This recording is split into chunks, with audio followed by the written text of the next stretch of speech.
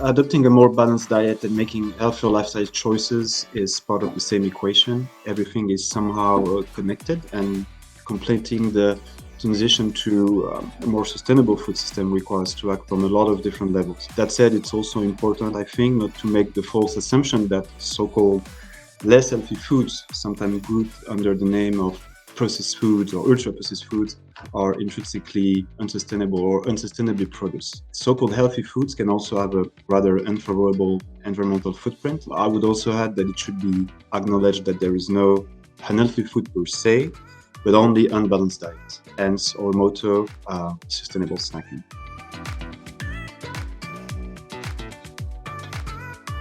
I believe policymakers should be working hand in hand with the food and drink industry. We have the knowledge. We know what can be realistically achieved or not. We do not believe, for instance, that setting legal maximum limits for certain nutrients in certain foods, as proposed in the EU Farm to Fork strategy, is the right approach. This would lead to the disappearance of consumers' favorite food, as well as some traditional foods, and seriously hamper food innovation in the long term. So to be effective, any reformulation objective should also be linked to the actual product contribution to the diet. In all cases, any successful reformulation program must be based on accurate data and evidence.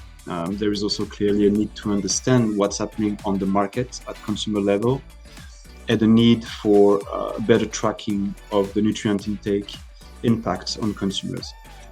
I think also manufacturers should also be given the possibility to communicate to consumers the improvement they've brought to the recipe of their favorite product. And this should be reflected in the upcoming revision of the Food Information to Consumer Regulation and the establishment of nutrient profiles.